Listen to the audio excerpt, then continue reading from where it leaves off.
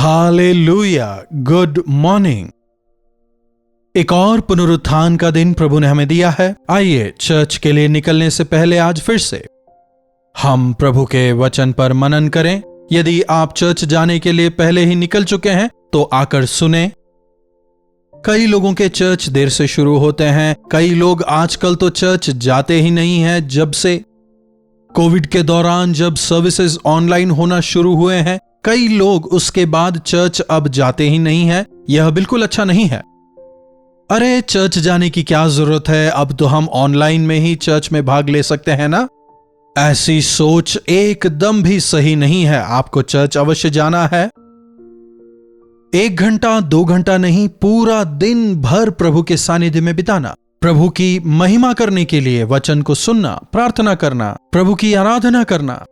जिन लोगों ने प्रभु के वचन को नहीं सुना है उन्हें प्रभु का वचन बताना, यह हमारी जिम्मेदारी है। छोटी प्रार्थना। पवित्र पिता परमेश्वर, हमें समझाएं कि रविवार का उपयोग हमें कैसे करना है। अनेक आशीषों को प्रभु हफ्ते भर के लिए, महीने भर के लिए, साल भर के लिए जिन सत्यों को हमें जानना है उन्हें हमें सिखाएं। प्रार्थना यीशु के नाम से हम मांगते हैं, आमीन। प्रभु की महिमा हो। मैं उम्मीद करता हूं कि आप लोग बाइबल पढ़ रहे हैं। रविवार है, ज्यादा बाइबल पढ़ना है। आजकल इसके बदले में लोग अरे चर्च जा रहे हैं ना, पादरी साहब ने वचन सुनाया है, इतने सारे रेफरेंस दिए हैं, अब और क्या आवश्यकता है, क्या ऐसा सोचते हैं। पास्टर्स के द्वारा आप वचन कितना ही क्यों ना सुन लें, लेकिन जब आप खुद प्रभु के सानिध्य में समय बिताते हैं, प्रभु के वचनों को आप जब बार बार पढ़ते हैं, तो जो प्रकाशन आपको हासिल होते हैं वे विशाल होते हैं। प्रेरितों के काम की पुस्तक 20वें अध्याय की 7वीं आयत पढ़ रहा हूं। देखिए, सप्ताह के पहले दिन हम जब रोटी तोड़ने के लिए इकट्ठा हुए तो पौलुस, जो दूसरे दिन चले जाने पर था, उनसे बातें की और आधी रात तक बातें करता रहा। तो यहां रविवार है और विश्वासी इकट्ठा हुए हैं वचन सुनने के लिए, प्रभु की आराधना करने के लिए, रोटी तोड़ने के लिए, विश्वासियों के साथ संगति करने के लिए। उन्हें कितना समय गुजारना चाहिए? बीते समयों में कलीसियाओं में जो आराधना हुआ करती थी, 3-4 घंटे की सभा हुआ करती थी। कई कलीसियाओं में तो सुबह आराधना 9 बजे शुरू होती थी और शाम को 4 बजे तक चलती रहती थी। एक ही बैच है, अलग अलग बैचेस नहीं है। तमाम विश्वासी मिलकर शाम तक प्रभु के सानिध्य में समय बिताते थे, दिल खोलकर प्रभु के सानिध्य का अनुभव करने के लिए, आत्मा और सच्चाई से उनकी आराधना करने के लिए वे साथ आया करते थे। वो समय मानो एक फैमिली रिट्रीट जैसा हुआ करता था। सभी लोग मिलकर रहते थे। विश्वासियों का जो रिट्रीट है वो प्रभु के सानिध्य में है, प्रभु की कलीसिया में है। प्रभु के सानिध्य में ही आनंद की भरपूरी है। लेकिन इन अंत के दिनों में लोग प्रभु के सानिध्य से प्रेम नहीं करते, संसार से प्रेम करते हैं, सांसारिक बातों को समय देते हैं। पौलुस एक आराधनालय जाता है। अगले दिन पौलुस एक दूसरे शहर को जाने वाला है। करीब 3 साल पौलुस ने इनके साथ बिताया था। मेरे जाने का समय आ चुका है कहकर पौलुस विश्वासियों से मिलता है, एल्डर्स से मिलता है, सबों के साथ एक मीटिंग करता है। मेरे जाने का समय आ चुका है, लेकिन तुम लोग प्रभु में, प्रभु के वचन में, आपसी संगति में तुम लोग सभी दृढ़ रहना। जैसे एक मां बच्चों को ज्ञान देती है, जैसे एक पिता बच्चों को प्रोत्साहित करता है, पौलुस यहां पर वही कर रहा है। पौलुस सेवकाई से, कलीसियाओं से प्रेम किया करता था। अपने बच्चों समान पौलुस उनसे प्रेम करता था। उनके कुशल क्षेम को पूछता था, पैसे की अपेक्षा नहीं करता था, भोजन की अपेक्षा नहीं थी। दूसरी जगह पौलुस कहता है बच्चे मां बाप के लिए नहीं, लेकिन मां बाप बच्चों के लिए संपत्ति जोड़ते हैं। मैंने अपना खर्च खुद उठाया है। दूसरी जगह कहता है अपने प्राण तक देने के लिए मैं तैयार हूं। आजकल ऐसे सेवक भी नजर नहीं आते, ना ही ऐसे विश्वासी नजर आते हैं। सेवकों और विश्वासियों के बीच का जो संबंध है मसीह यीशु के प्रेम के संबंध को बताता है। यह कोई कॉन्ट्रैक्ट नहीं है, यह कोई ड्यूटी नहीं है, क्लासरूम नहीं है, ना ही यह किसी पार्ट टाइम ट्रेनिंग की तरह है। कई लोग आजकल संपूर्ण तरह से प्रभु यीशु के अनुयायी नहीं हैं, मतलब वे पूरी तरह से प्रभु के पीछे नहीं होते, प्रभु के इच्छा अनुसार जीने का प्रयास नहीं करते। सर्वप्रथम आप मसीह क्यों बने? क्यों मसीह यीशु पर विश्वास किया? क्या चंगाई के लिए? क्या परेशानी से बाहर आने? या फिर मरने के बाद स्वर्ग मिलेगा इसलिए? क्या कारण था? पहले मसीह ने मुझसे प्रेम किया है, इसीलिए मैं मसीह से प्रेम करता हूं। मैं मसीह के स्वरूप में बदलना चाहता हूं। मेरे प्रति जो उनकी योजनाएं हैं मैं उसे पूरा होते देखना चाहता हूं। एक डॉक्टर बनने के लिए 4 साल 5 साल पढ़ना पड़ता है। कई डिग्री हासिल करने के लिए या फिर पोस्ट ग्रेजुएशन हासिल करने के लिए घर परिवार छोड़कर, यहां तक कि कई बार देश छोड़कर दूसरे देश में पढ़ाई करते हैं। क्या हासिल हुआ? आज हालत देखिए, नौकरी नहीं है। कई तो सही से पढ़ नहीं पाए, फेल हो गए हैं। समझ रहे हैं? प्रभु को खोजना है, पोस्ट ग्रेजुएशन कर रहे हैं, पीएचडी कर रहे हैं, नई नई खोज कर रहे हैं। अच्छी बात है, करिए, लेकिन प्रभु के प्रेम की खोज पहले करिए, पहले उनकी तलाश करें। प्रभु की इच्छा है कि प्रत्येक विश्वासी एक बेहतरीन स्थान पर, एक ऊंचे स्थान पर काबिज हो। प्रभु की योजना केवल पास्टरों के लिए नहीं है, लेकिन प्रत्येक विश्वासी प्रभु चाहते हैं कि उनके समरूप हो जाए। 7 दिन प्रभु ने आपको दिए हैं। 7 दिनों में से 6 दिन आप संसार के लिए काम करते हैं, अपने आप के लिए आप कार्य करते हैं। 6 दिन को आप अपने लिए, संसार के लिए या फिर पैसे कमाने के लिए आप खर्च करते हैं। 7वां दिन आपकी आत्मा से प्रेम करने वाले प्रभु यीशु के साथ बिताएंगे तो धन्य हो जाएंगे। आपने उद्धार पाया है, बहुत अच्छी बात है, लेकिन क्यों ना आप प्रयास करें उनके उद्धार के लिए जिन्होंने उद्धार नहीं पाया। पौलुस अगले दिन जाने वाला है। जाने से पहले सब कुछ कलीसिया को बताना चाहता है। मन में कितना प्रेम भरा है पौलुस के। अरे मेरे जाने के बाद तुम कहीं विश्वास से गिर ना जाओ। तुम लोग सावधान रहना, काफी दर्द के साथ में मैंने तुम्हें पैदा किया है। सुसमाचार के द्वारा मैंने तुम्हें पैदा किया है। कई अनेकों को और मुझे प्रभु में लाना है, मेरी जिम्मेदारी है। और तमाम सारी बातें पौलुस ने उस रात उनसे की। क्या लिखा है? आधी रात तक। सुबह जो मीटिंग शुरू हुई थी वो आधी रात तक चल रही है। क्या आज कहीं भी ऐसी मीटिंग हुआ करती है? ऑल नाइट प्रेयर कहते हैं, आना ही रात को 10 बजे होता है और 1 या 2 बजे तक रुकते हैं। ये ऑल नाइट कैसे होता है? उसके बीच में 3 ब्रेक्स, 2 टी ब्रेक्स, बीच में गाना। यहां पर प्रार्थना कहां है? 1 घंटा वचन। आप ही बताइए कितनी जगहों पर ऑल नाइट प्रेयर के नाम पर पूरी रात भर प्रार्थना में बिताते हैं? बताइए, प्रार्थना, वचन, वचन, प्रार्थना, प्रार्थना, गीत। ऐसा करेंगे तो पवित्र हो जाएंगे, परिपूर्ण हो जाएंगे, हमारे स्वभाव में बदलाव आ जाएगा। दिल की सच्चाई से प्रभु के सामने समय बिताकर कितने दिन गुजर गए हैं। रविवार को मैं काफी थक जाता हूं, लेकिन मुझे बहुत आनंद मिलता है। घंटे घंटे खड़े होकर वचन सुनाता हूं, अनेक लोगों के लिए प्रार्थना करता हूं, गीत भी गाता हूं, तभी मुझे तृप्ति मिलती है। कोई और गाए और मैं रेस्ट लूं? नहीं। क्या मुझे प्रभु की स्तुति नहीं करनी? विश्वासी क्यों गीत नहीं गा सकते, लिख सकते? सीखिए।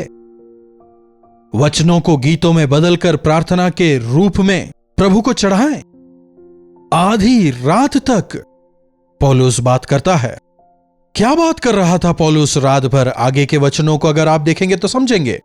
19वीं आयत देखिए। बड़ी दीनता से और आंसू बहा बहाकर मैंने कैसे प्रभु की सेवा की तुम जानते हो, और जो जो बातें तुम्हारे लाभ की थीं उनको बताने और लोगों के सामने और घर घर सिखाने से मैं कभी ना झिझका, वरन यहूदियों और यूनानियों के सामने गवाही देता रहा कि परमेश्वर की ओर मन फिराना और हमारे प्रभु यीशु मसीह पर विश्वास करना चाहिए।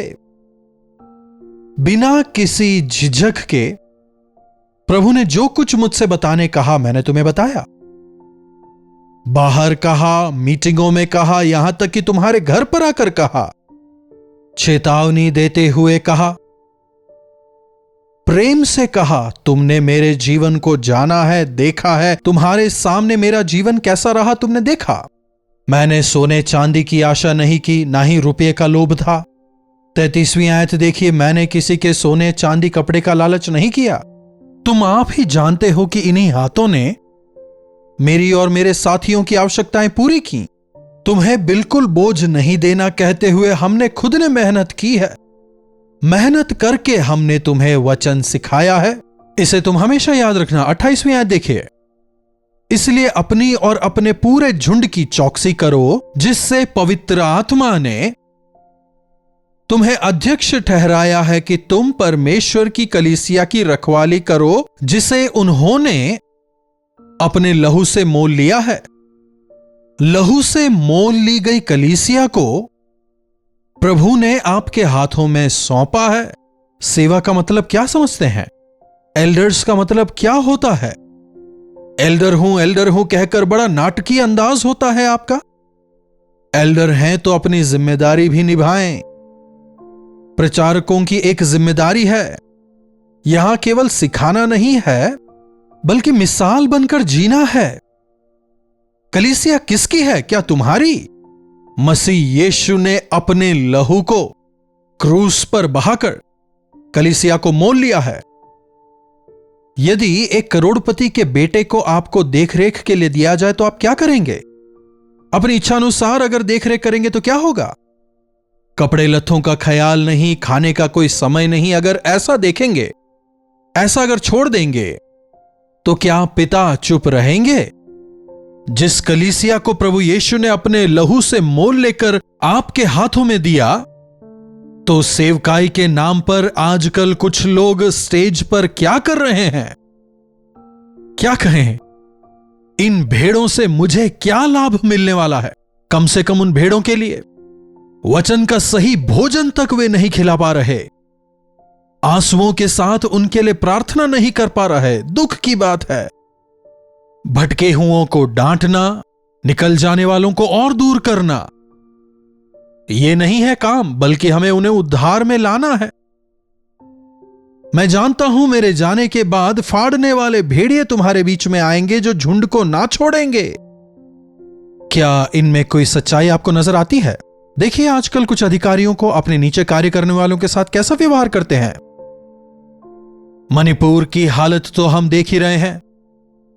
वहां पर विद्रोही ताकतों की वजह से हर रोज वहां पर मानवता शर्मसार हो रही है। वहां के माहौल को देखकर दिल दहल उठता है। एक छोटी सी चोट अगर हमें लग जाए तो हमें सहन नहीं होता, लेकिन वहां लोगों की हत्या की जा रही है। शैतान का काम घात करना ही है।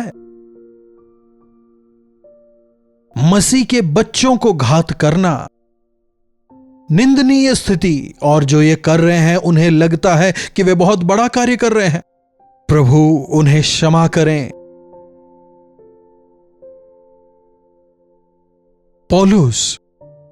पौलुस रात दिन वहां बीते 3 सालों से मेहनत करता है। देखिए 31वीं आयत। इसलिए जागते रहो और स्मरण करो कि मैंने आंसू बहा बहा कर भी हर एक को चितौनी देना ना छोड़ा।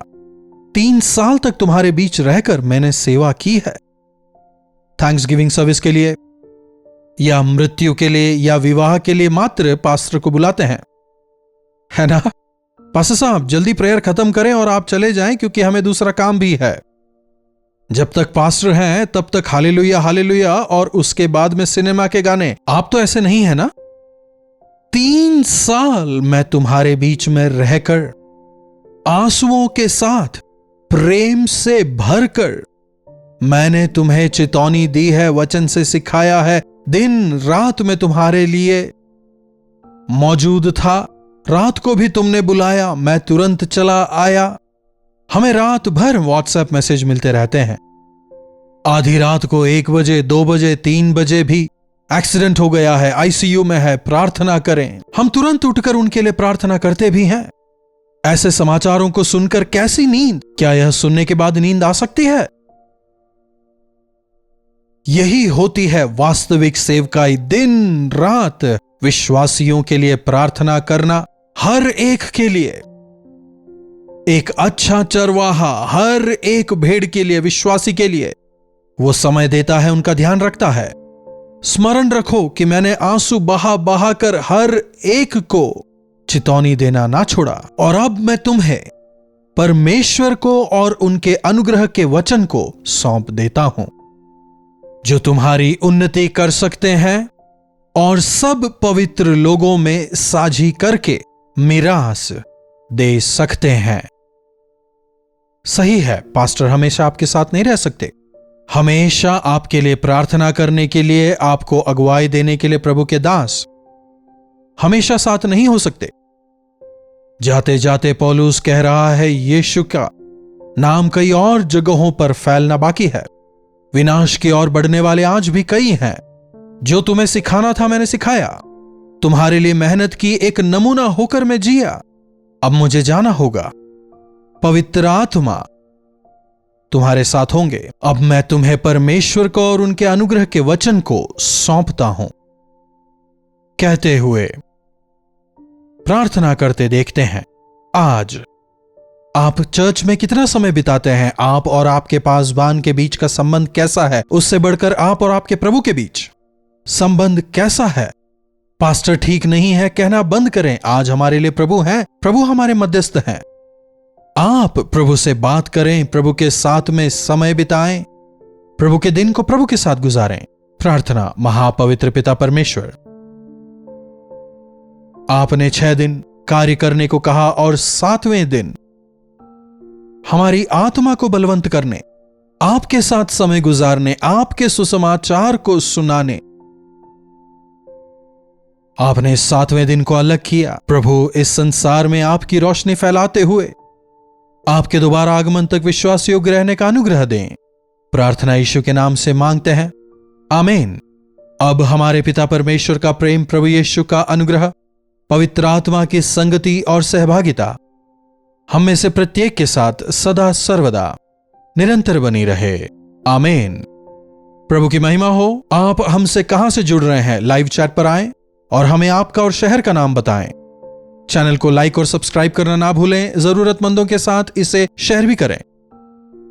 अपने प्रार्थना विषयों को आप हमें 9884907779 पर भेजें।